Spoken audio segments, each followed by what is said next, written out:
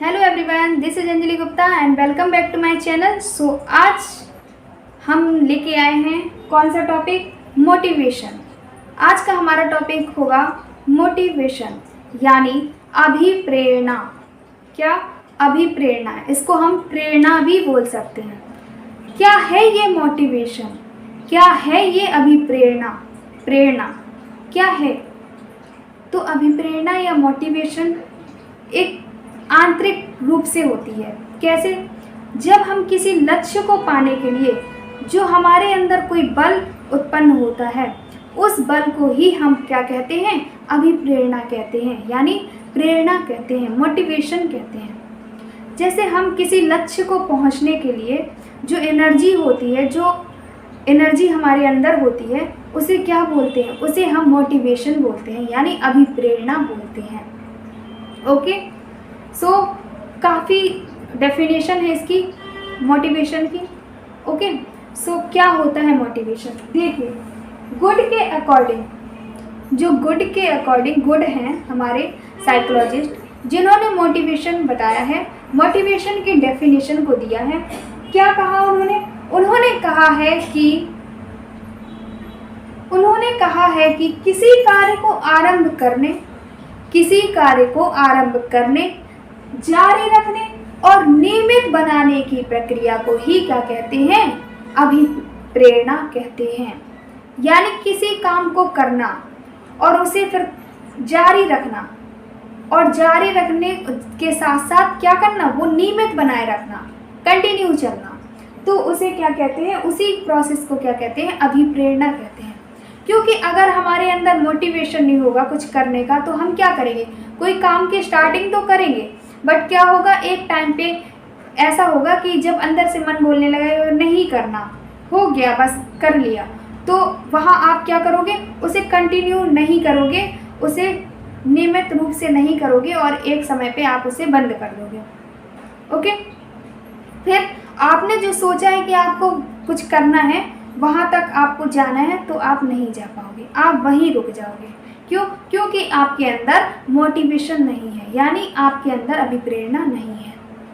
तो लक्ष्य को हासिल करने के लिए जो हमारे अंदर आंतरिक बल उत्पन्न होता है, उसी को हम क्या कहते हैं? अभिप्रेरणा कहते हैं।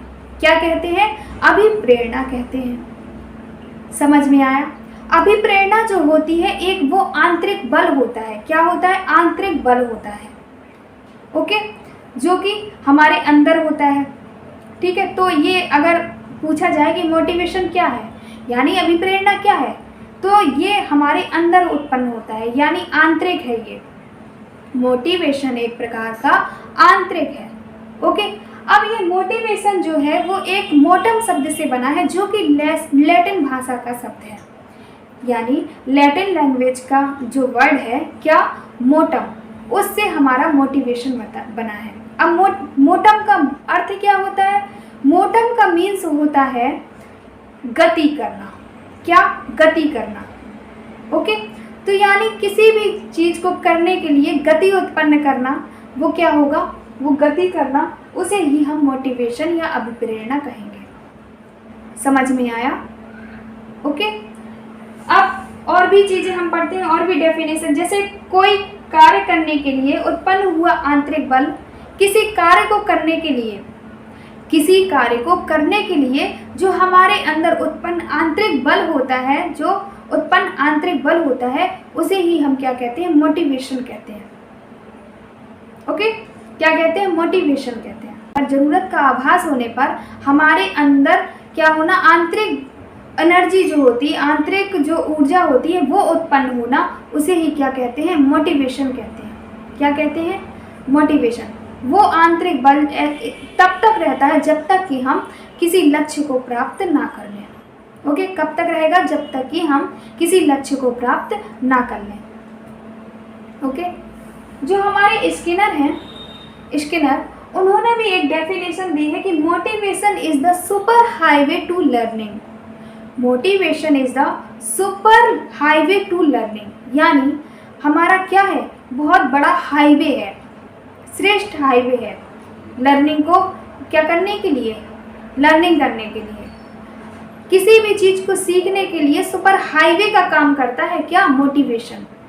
जब तक हमारे अंदर मोटिवेशन नहीं होगा तब तक हम किसी भी चीज़ को सीखना मतलब सीख नहीं पाएंगे। किसी भी चीज़ को सीखना इम्पॉसिबल होगा क्योंकि मोटिवेशन नहीं है उस चीज़ को सीखने के लिए। ओके, सो हमें मोटिवेट होके रहना चाहिए, तभी हम कुछ भविष्य में कर सकते हैं। समझ में आया? ओके, तो ये हमारे स्किनर ने सुपर हाईवे बोला है मोटिवेशन को सीखने के लिए। ओके, तो ये समझ में आ गया होगा। जो हमारा मोटिवेशन होता है वो हमें लक्ष्य की ओर अग्रसर करता है, यानी हमारा जो गोल है, जो हमें करना है, जो हमने सोच रखा है, उस पे क्या करना, उसको आगे अग्रसर करने के लिए, उसको जारी रखने के लिए वो क्या होता है, वो मोटिवेशन कहलाता है। ओके, तो लक्ष्य के लिए अग्रसर करना ही क्या है, मोटिवेशन है। अब जो मोटिवेशन होता है वो दो प्रकार से होता है। मोटिवेशन जो होता है वो दो प्रकार से होता है। वो कौन से दो प्रकार हैं? वो हमारा होता है, एक तो होता है आंतरिक अभिप्रेरणा और एक होती है हमारी बाह्य अभिप्रेरणा। क्या? आंतरिक अभिप्रेरणा और बाह्य अभिप्रेरणा।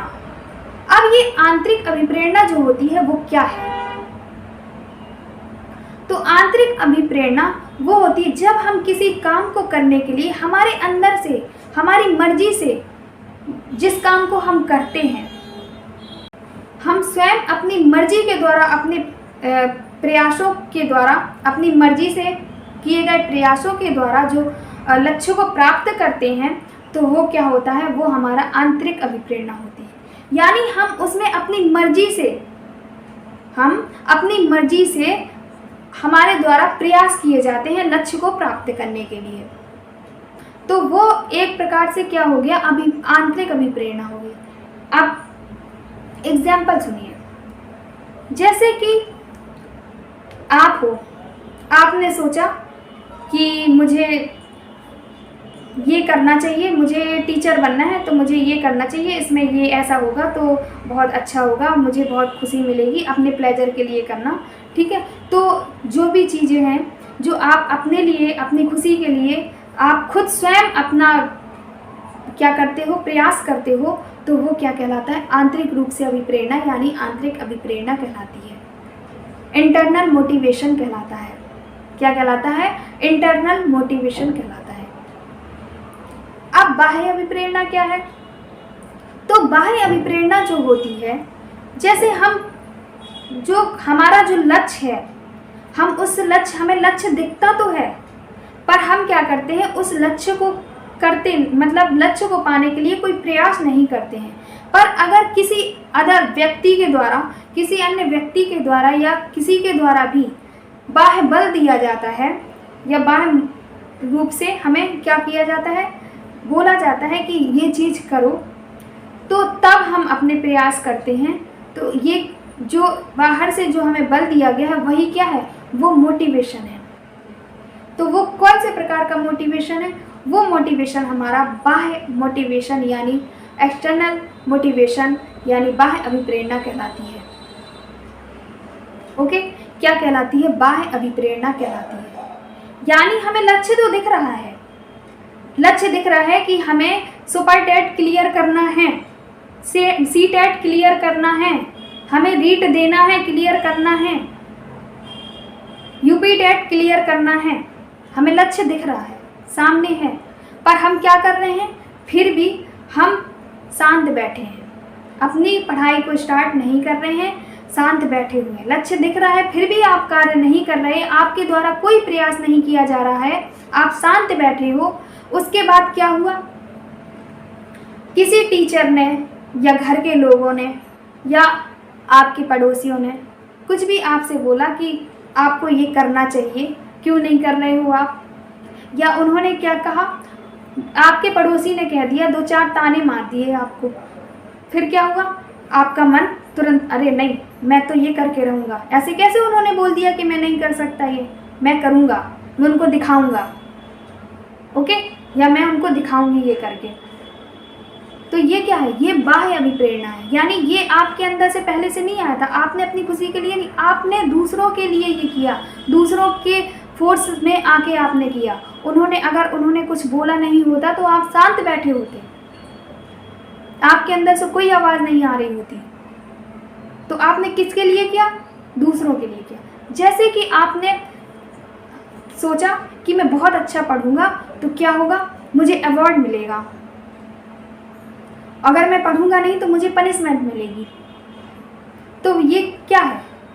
ये हमारा बाह्य अभिप्रेरणा में आ जाता है कि ये हम किसके लिए कर रहे हैं, ताकि हमें पनिशमेंट ना मिले, ताकि हमें अवार्ड मिले, इसके लिए हम कर रहे हैं। तो ये क्या होगा? ये बाह्य प्रेरणा होगी, यानी एक्सटर्नल हमारा मोटिवेशन होगा।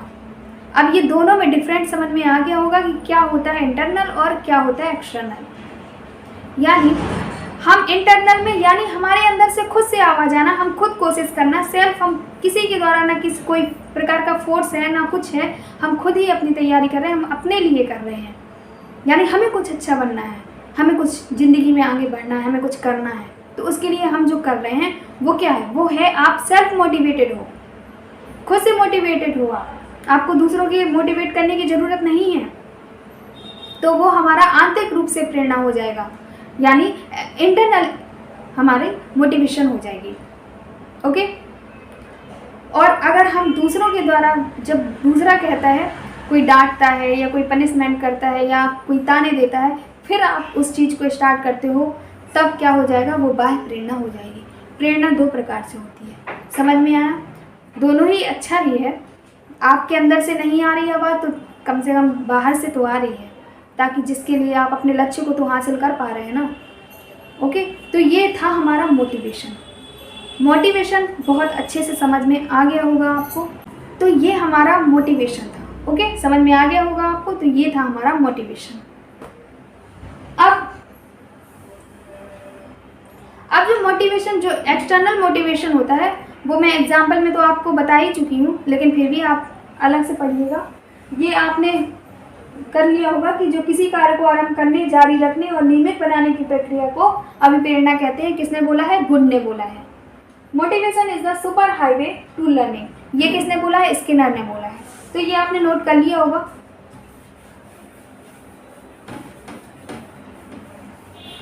अब जो हमारी जो बाह्य प्रेरणा होती है, यानी एक्सटर्नल मोटिवेशन जो होता है,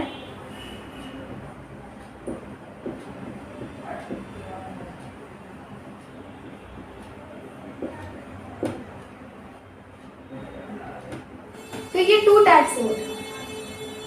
क्या? एक होता है रिवार्ड,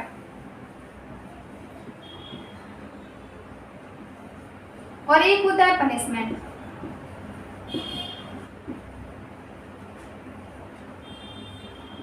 यानी अवार्ड देना और दंड देना। अवार्ड, पुरस्कार।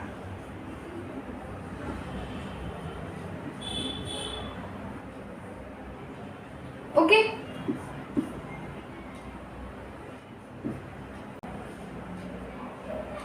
पुरस्कार। ओके। तो अवार्ड यानी पुरस्कार और दंड, पनिशमेंट।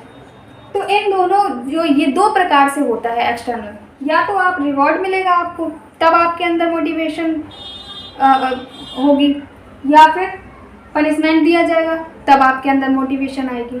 दोनों प्रकार से आ सकती है। ओके। सो ये एक्सटर्नल के टाइप थे मोटिवेशन के। अब नेक्स्ट हम पढ़ेंगे कि जो लर्निंग स्टेप होती है, उसमें हमारा जो पहला फैक्ट होता है वो हमारा मोटिवेशन ही होता है। क्योंकि हम जब तक हमारे अंदर किसी भी चीज़ को सीखने के लिए अगर हमारे अंदर मोटिवेशन नहीं है तो हम उस चीज़ को नहीं सीख सकते, फिर चाहे जो हो जाए। तो सबसे पहला फैक्टर तो हमारा मोटिवेशन आता है, उसके बाद ही हमारा एम आता है, यानी लक्ष्य आता है। तो ये एक तरीके से आपके बहुत स्टेज हैं, इनकी क्रम है। तो आप एक बार मैं बता दे रही हूँ कि लर्निंग का जो सीक्वेंस है वो कैसा है। तो लर्निंग स्टेज,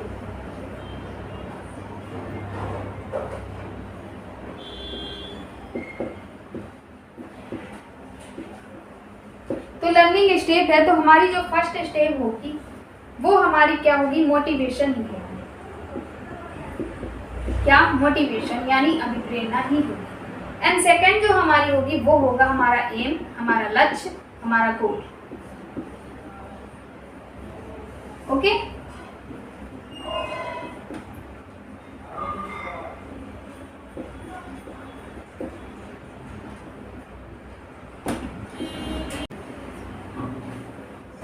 और हमारा थर्ड होगा, हमारा थर्ड क्या होगा, बैरियर, अवरोध।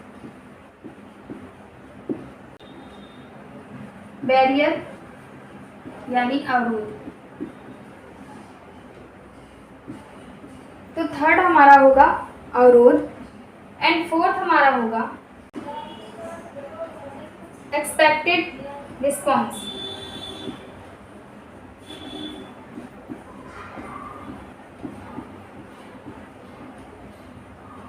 यानी अपेक्षित प्रतिक्रिया।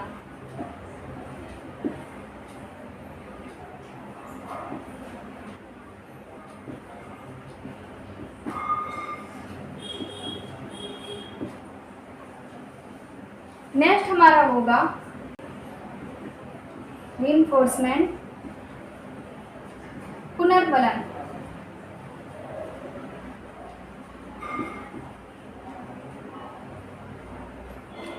रीइंफोर्समेंट यानी पुनर्बलन। ओके, नेक्स्ट होगा हमारा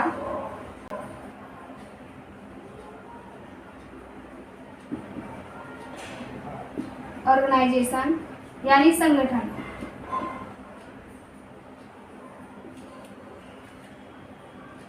अब जैसे सबसे पहला फैक्टर क्या होगा, मोटिवेशन यानी अभिप्रेरणा। जब तक अभिप्रेरणा नहीं होगी तब तक हम लर्निंग, किसी भी चीज़ को सीखने के लिए तैयार नहीं होंगे। ओके, फिर हमारा एम होना चाहिए। अब सीखना क्या है, उसके लिए एम होना चाहिए, उद्देश्य होना चाहिए, यानी लक्ष्य होना चाहिए।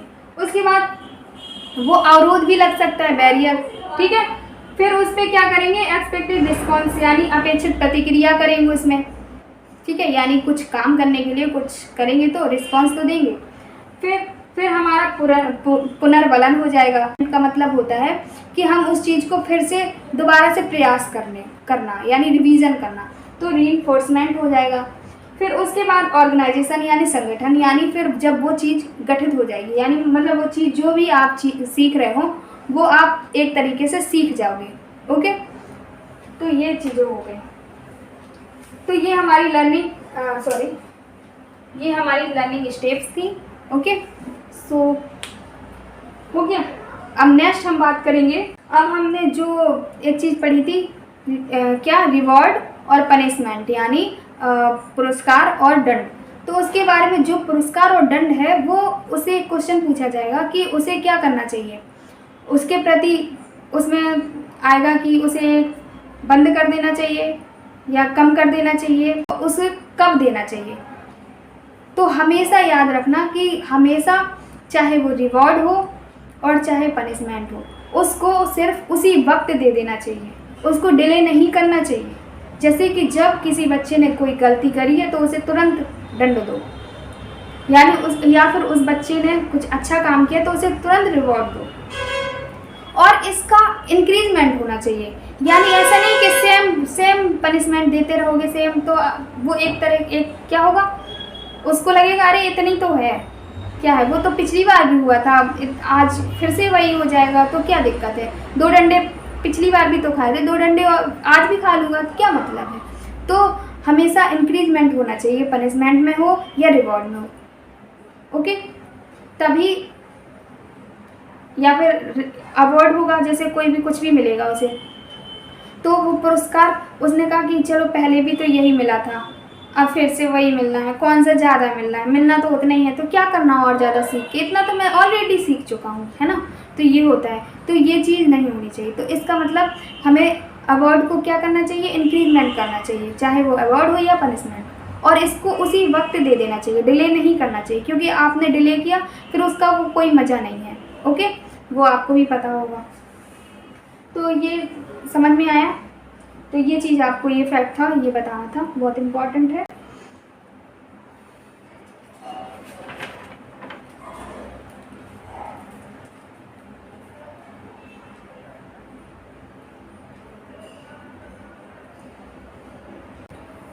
अभिप्रेरणा के घटक, यानी इसके जो घटक हैं वो क्या है मोटिवेशन के। मोटिवेशन साइकिल होती है, क्या है मोटिवेशन साइकिल?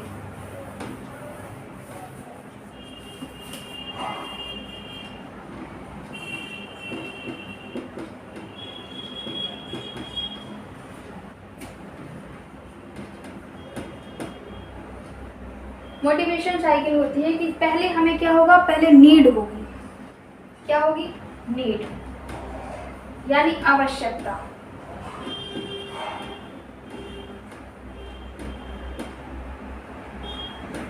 फिर क्या होगा? नीड के बाद हमारा आएगा ड्राइव, यानी चालक।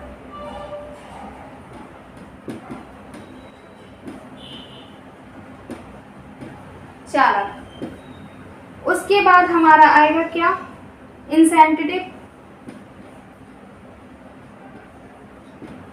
इंसेंटिव इंसेंटिव होता है यानी प्रोत्साहन। क्या आएगा? इंसेंटिव। इंसेंटिव आएगा जो होता है प्रोत्साहन।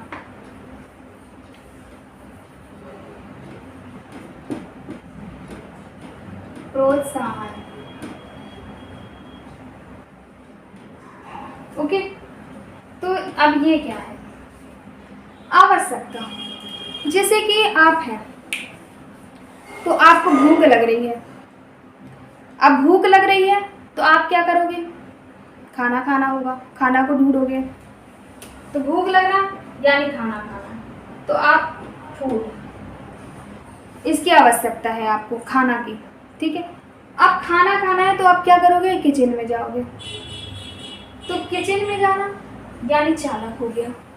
अब किचन में अगर खाना नहीं है पर भूख तो लगी है, तो आप क्या करोगे? भूख लगी है, अब खाना है नहीं, किचन में तो चले गए पर खाना है नहीं, अब आप क्या करोगे? तो आप एक्टिविटी करोगे। क्या करोगे? एक्टिविटी करोगे, यानी खाना को बनाओगे। तो कुकिंग करना। ओके, तो आवश्यकता है भोजन की, उसके लिए हम कहीं गए, हमने कुछ काम किया, फिर उसके बाद क्या की? कुकिंग किया। ठीक है, तो ये क्या हो गया? ये हमारी अभिप्रेरणा। अब जैसे किसी चीज़ की भूख होती है तो उसके लिए हम क्या करते हैं? मान लो कि आपको सरकारी जॉब की भूख है, कि आपको सरकारी जॉब पानी है, तो आप क्या करोगे? उसके लिए आप पढ़ाई करोगे। ठीक है, आपने पढ़ाई करोगे, क्लासेस लोगे, क्लासेस लेने के बाद फिर आप क्या करोगे? पेपर दोगे कि नहीं? पेपर भी दोगे। उस स्थिति से गुजरोगे जो पेपर वाली, कि पहले पेपर देना, फिर उसका रिजल्ट का वेट करना, फिर रिजल्ट आ जाएगा, फिर उसके बाद ज्वाइनिंग का वेट करना। तो ये सारी चीज़ें होंगी कि नहीं? तो वैसे ही है आपका मोटिवेशन के लिए आपको या आवश्यकता होगी। पहली चीज़ हमारी आवश्यकता होती है। आवश्यकता होगी, फिर हम उसके लिए क्या करेंगे? अपने अंदर चालन होगा हमारे अंदर। ठीक है, फिर हम यानी कुछ काम करेंगे। ठीक है, अब वो काम हो गया यानी मतलब उसके लिए, किसके लिए? जिसकी भूख है उसके लिए कुछ बनाएंगे। ठीक है, यानी खाना बनाएंगे, तो ये हमारा प्रोत्साहन हो गया। तो ये सारी चीज़ें हैं। तो ये हमारी साइकिल है पूरी, जो कनेक्ट है एक दूसरे से। ठीक है, तो ऐसा ही चलता रहेगा हमारा। ठीक है, तो ये हमारी मोटिवेशन साइकिल हो गई। अब हम पढ़ेंगे अप्रोच को। मोटिवेशन अप्रोच यानी उपागम क्या होते हैं?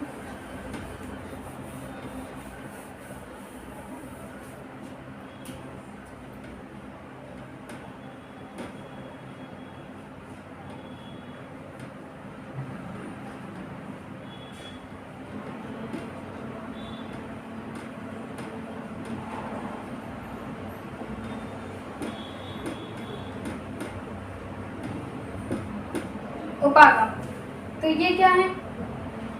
तो ये होते हैं 4 प्रकार के। कौन कौन से? पहला है मानवीय उपागम।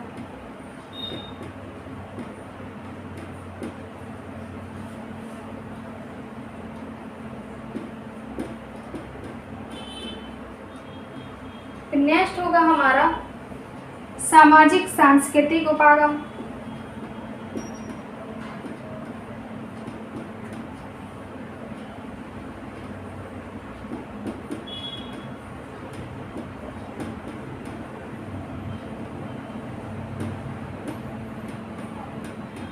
फिर नेक्स्ट हमारा होगा क्या, नेक्स्ट हमारा होगा प्रेरणा का व्यवहारवादी उपागम।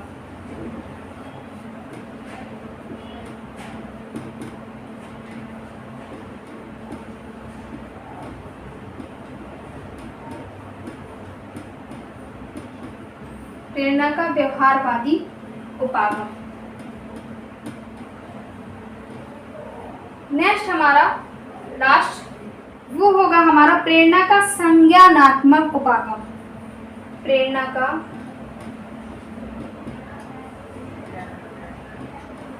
संज्ञानात्मक उपागम।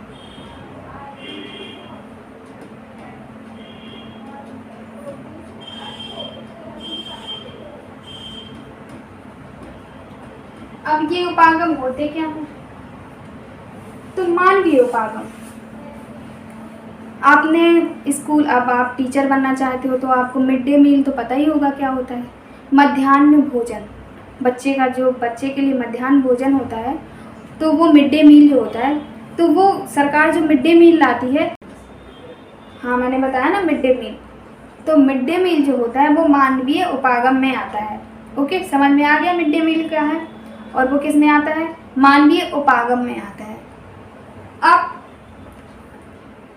अब आप जैसे स्कूल में हो, ओके, स्कूल में हो और वहाँ पे आपका अभी आजकल तो पता है ना स्वच्छता का अभियान चल रहा है, तो उसमें आपको क्या बना दिया गया, स्वच्छता के उसमें आपको हेड बना दिया गया। ओके, तो वो क्या है, जब उसका हेड आपको बना दिया गया है तो वो किसके अंतर्गत आएगा, कौन से उपागम के अंतर्गत आएगा, तो वो आएगा हमारा सामाजिक सांस्कृतिक उपागम के अंतर्गत आएगा। ओके, कौन से सामाजिक सांस्कृतिक उपागम, क्यों, क्योंकि हम समाज की सेवा कर रहे हैं और हमारा ये क्या है, कल्चर है, ठीक है, कि हम अपनी धरती को यानी हम अपने वातावरण को स्वच्छ रखें।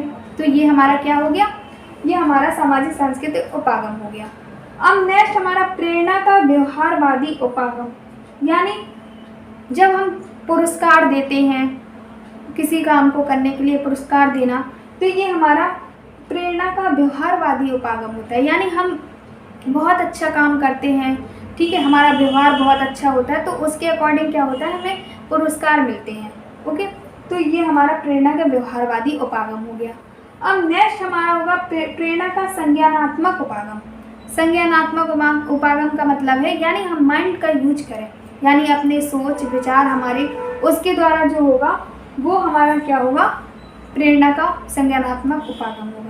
तो ये सारे हमारे क्या थे, उपागम थे। ओके, अप्रोच थी हमारी ये। अब नेक्स्ट हम क्या पढ़ेंगे, नेक्स्ट हम ये पढ़ेंगे कि जो सिद्धांत हैं मोटिवेशन के वो कौन कौन से हैं। ओके, आपने नीड, ड्राइव और नेक्स्ट क्या था, नीड, ड्राइव और इंसेंटिव। ओके, यानी आवश्यकता, ओके, आवश्यकता, चालक यानी जरूरत, चालक और सहयोग, प्रोत्साहन। ओके, तो ये था हमारा, तो ये क्या थी हमारे, ये हमारी साइकिल थी। यानी जब हमें क्या होगा, जब हमारे अंदर भूख होगी, तो भूख क्या है, ड्राइव। ओके, भूख हो रही है यानी वो ड्राइव हो गया। किसकी आवश्यकता हुई, भोजन की, यानी वो नीड हो गई। अब क्या होगा, उसके लिए हम जो कार्य करेंगे तो वो किस में आएगा, वो हमारा प्रोत्साहन में आएगा। ओके, तो ये थे हमारे, तो वो हो गया सारा, वो समझ में आ गया होगा। अब हम बात करेंगे कि अभिप्रेरणा के जो सिद्धांत हैं वो क्या क्या हैं। ओके, कौन कितने अभिप्रेरणा के कौन कौन से सिद्धांत होते हैं वो हम चर्चा करेंगे अभी। सिद्धांत,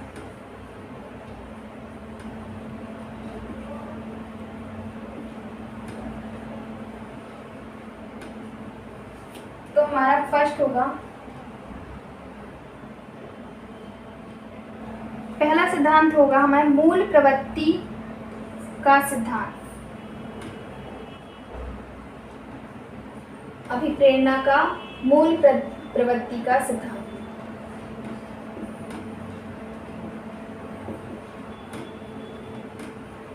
अभिप्रेरणा का मूल प्रवृत्ति का सिद्धांत।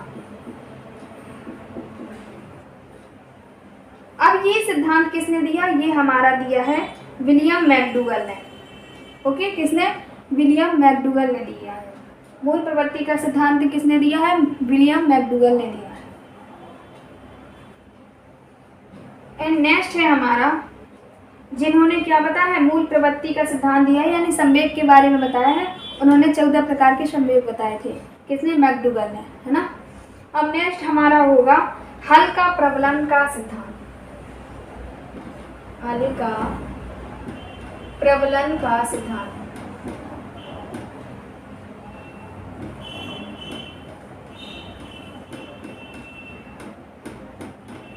तो हल का प्रबलन का सिद्धांत होगा। ये किसने दिया? हल ने दिया, लिखा ही है। ठीक है, तो हल ने दिया। और हल का पूरा नाम क्या है?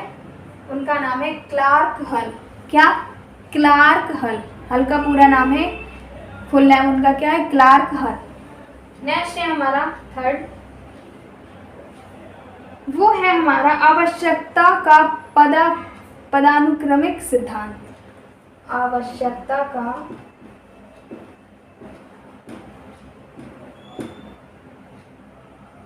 का पदानुक्रमिक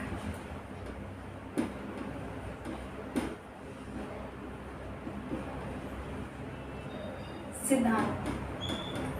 यानी ये किसने दिया? ये दिया हमारे मैस्लो ने। किसने? मैस्लो ने। यानी मैस्लो का आवश्यकता का पदानुक्रमिक सिद्धांत दिया है मैस्लो ने।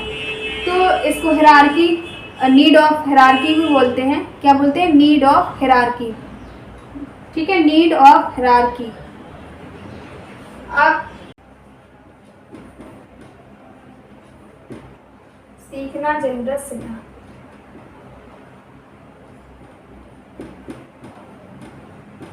ये किसने दिया? ये हमारा दिया है मैकक्लेलैंड ने। किसने? मैकक्लेलैंड ने। मैकक्लेलैंड ने क्या दिया है? सीखना जरूरत सिद्धांत दिया है। ओके,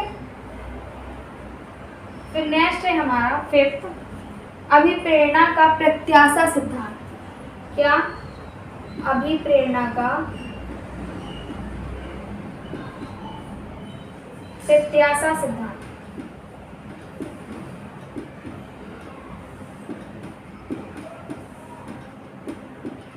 अभिप्रेरणा का प्रत्याशा सिद्धांत ये हमारा दिया गया है विक्टर ब्रूम के द्वारा। बहुत इंपॉर्टेंट है, विक्टर ब्रूम।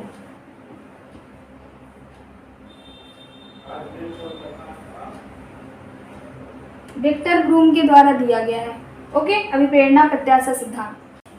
तो अभिप्रेरणा प्रत्याशा सिद्धांत जो किसने दिया है? विक्टर ब्रूम ने दिया है। इन्होंने 3 फैक्टर के बारे में बोला है कि एक फैक्टर है हमारा प्रत्याशा,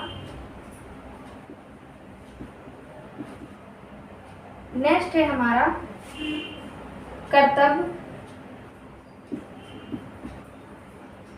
एंड नेक्स्ट होगा हमारा सामर्थ्य।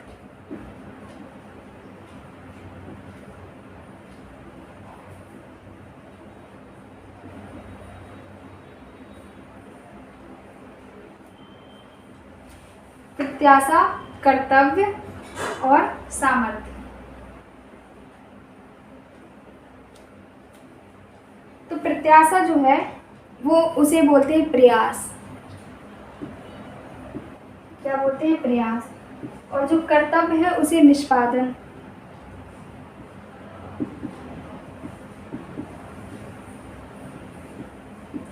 और जो सामर्थ्य है वो है हमारा पुरस्कार।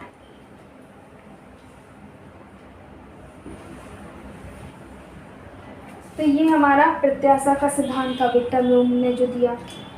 तो ये सारे सिद्धांत थे, इतने ही अभिप्रेरणा के सिद्धांत थे। अब नेक्स्ट क्लास में मैं आवश्यकता का पदानुक्रमिक सिद्धांत बताऊंगी जो कि मैस्लो के द्वारा दिया गया है। उसके बारे में हम पूरा डिटेल से पढ़ेंगे क्योंकि वो बहुत ही इम्पोर्टेंट है। ओके, सो डिटेल से पढ़ेंगे। तो ये सारा कुछ हो गया मोटिवेशन के बारे में। तो प्लीज़ लाइक कीजिएगा और दोस्तों के साथ शेयर कीजिएगा। अगर आप चैनल में नए हैं तो प्लीज़ सब्सक्राइब कीजिएगा। Thank you.